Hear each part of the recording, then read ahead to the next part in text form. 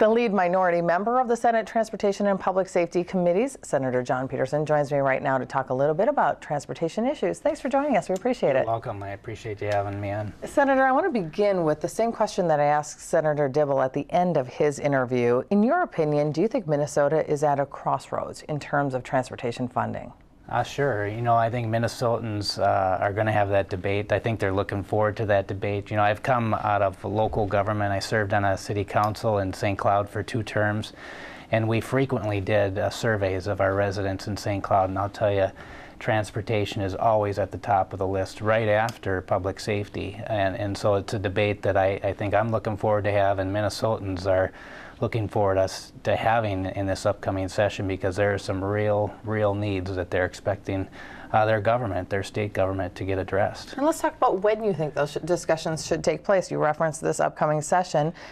It's not a budget year, however, given the shortfalls that are projected. I believe it's $250 million will be gone just from some trunk highway funds and some federal dollars that go away the next fiscal cycle. So do you think this is a conversation and action needs to be taken next session, or can it wait another year? Well, I think we can start the conversation this session, and of course transportation funding just doesn't have to do with revenue. It has to do with reform. There's some real things we can do within the Minnesota Department of Transportation and really all state agencies, because what's going on in our state agencies is the same thing that's going on in the private sector businesses and employers.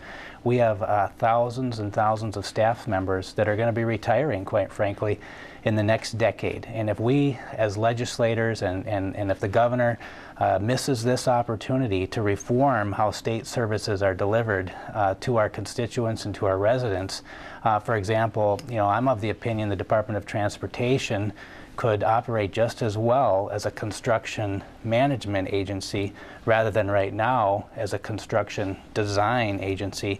We could push much of the road design into the private sector, get competitive bids, save money, reform how the state agency is operated and how we deliver our services of providing roads and bridges. So to that point, that's an interesting idea. So do you believe then that the Department of Transportation could work with the funds that are available as opposed to trying to raise any revenue? Well, I think there is needs for both, but I would encourage Minnesota. I know Minnesotans are going to be expecting us to talk about reform, because just because of that reason we have a huge opportunity.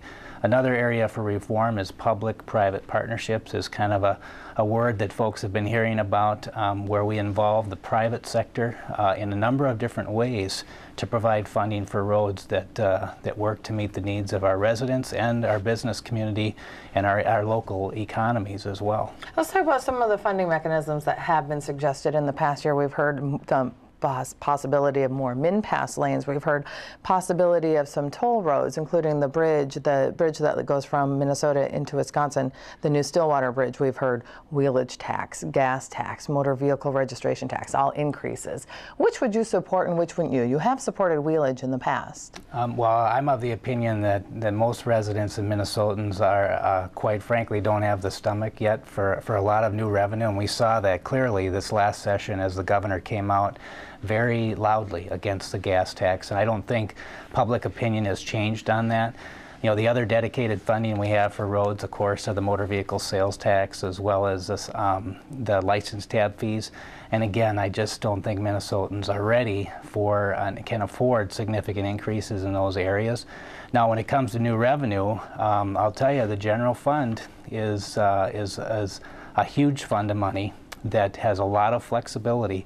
And I think the legislature and the governor are going to miss an opportunity if they don't use some general fund dollars to increase funding for transportation. For example, this last budget we raised revenue by about $2 billion, and there was little or no increase in funding for roads and bridges in our transportation system, but yet it has been done before, and I think it ought to be done again, and we can raise additional revenue or use revenue from the general fund to meet our transportation needs, which I'll tell you, I think Minnesotans are expecting. Well, according to the Transportation Funding Advisory Committee, which was put together by Governor Dayton, it's projecting a $21 billion shortfall over the next 20 years just to maintain transportation as it currently sits. So would you advocate then just trying to keep things status quo? for lack of a better term, or do you think perhaps there's even more money that can be found to try to advance transportation? Yeah, no, I do think there's more money that can be found. For example, the public-private partnership issue I mentioned, there's real opportunity there where, for example, we can ask the private market, private financing funds to use their dollars, and of course they want a return. They want an interest rate paid back to them for using their money to build roads, for example. So it's very similar to like a general obligation bond, which we cannot use bonding for state roads, but we can for local roads and bridges. So it's very similar to that scenario where we would use money or borrow money from the private sector, use our regular state budget and our regular tax dollars to make the payments back to these private funds, and it's a way to build roads, expand our transportation system, and move our economy forward with the construction of roads and additional lanes that our residents need and want. And Senator, we're just about out of time. Senator Dibble, chair of your committee, did say he's open to ideas and he wants to hear what people have to say. Have you talked to him about your reform proposals? Yep, Senator Dibble have talked, and I have talked a couple times through this summer on a number of different issues in regards to our transportation system, primarily about the reforms. Any appetite?